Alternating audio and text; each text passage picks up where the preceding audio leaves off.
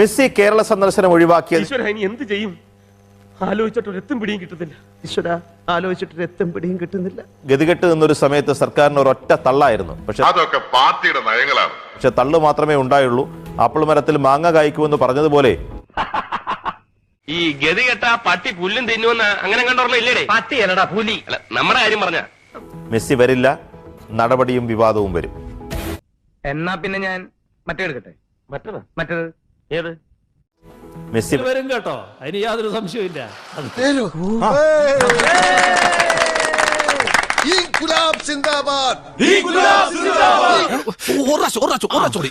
Messi വരും കേട്ടോ, അതിന് യാതൊരു സംശയമില്ല. പറ്റിക്കാൻ വേണ്ടി പറയുന്നുണ്ട് സാറേ. ഇവിടെ വരിക തന്നെ ചെയ്യും. പക്ഷെ പറ്റിക്കാൻ വേണ്ടിയിട്ടാണെങ്കിലും ആരോട് ഇങ്ങനെയൊന്നും പറയരുതെന്ന് പറയണം.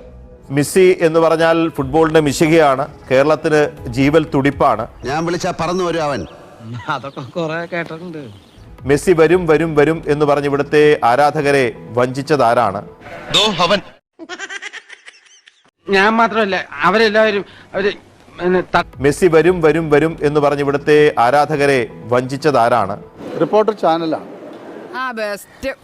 ഇപ്പോൾ വരുന്ന വാർത്തകൾ അത് മെസ്സി വരില്ല എന്നുള്ള അർത്ഥം അതിൽ പറയാൻ കഴിയും.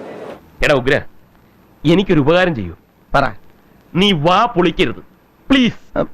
എന്നാൽ ഇന്ന് സംഗതി പാളിയപ്പോൾ കായിക മന്ത്രി അബ്ദുൾ റഹ്മാൻ പറയുന്നു, സർക്കാരല്ല സ്പോൺസറായ റിപ്പോർട്ടർ ചാനലാണ് കൊണ്ടുവരും എന്നേറ്റിരുന്നത്.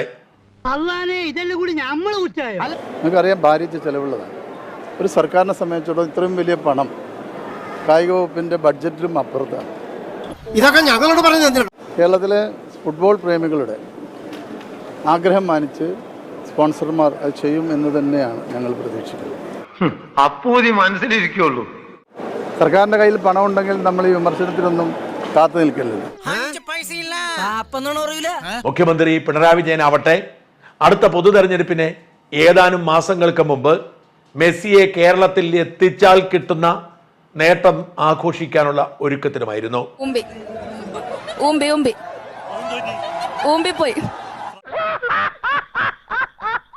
ഈ വഞ്ചനയുടെ ഉത്തരവാദിത്വത്തിൽ നിന്ന്, നാണക്കേടിൽ നിന്ന് തലയുരാൻ മുഖ്യമന്ത്രി പിണറായി വിജയനോ കായിക മന്ത്രി അബ്ദുൾ റഹ്മാനോ സാധ്യമല്ല. യഥാർത്ഥത്തിൽ സംസ്ഥാന കായിക മന്ത്രി അബ്ദുൾ റഹ്മാനും സംസ്ഥാന സർക്കാരും ലക്ഷക്കണക്കിന് വരുന്ന കേരളത്തിലെ ഈ മെസ്സി ആരാധകരോട് ഇത് തന്നെയാണ് ചെയ്തത്. ഭയങ്കര ബിസിയല്ലേ, നമ്മൾ പെട്ടെന്ന് വിളിച്ചാ എന്ത്, അവൻ ഫ്ലൈറ്റ് ചാർട്ടർ ചെയ്ത് വരും, അല്ലെങ്കിൽ ഞാൻ വരുത്തും. അങ്ങനെ കായിക മന്ത്രി അബ്ദുൾ റഹ്മാൻ അടക്കമുള്ളവർ മാറി മാറി മെസ്സിയെ കേരളത്തിലെത്തിക്കുന്ന പിണറായി സർക്കാരിന്റെ മികവിനെ കുറിച്ച് പറഞ്ഞുകൊണ്ടിരിക്കുന്നു. ഇത് കൊള്ളയാണ്, തട്ടിപ്പാണ്, പകൽ കൊള്ളയാണ്. മലയാളത്തിൽ ഒരു ചൊല്ലുണ്ട്, ആന കൊടുത്താലും ആശ കൊടുക്കരുത് എന്ന. നീ ഒരുത്തനാ ഇതിനൊക്കെ കാരണം. അയ്യോ, ഓർമ്മിപ്പിക്കല്ലേ പൊന്നെ. അപ്പൊ ഞങ്ങൾ ഇറങ്ങട്ടെ. ഇറങ്ങാൻ എന്താ വലിയ ചില്ലിത്തെക്കിട്ട് പോകുന്നു.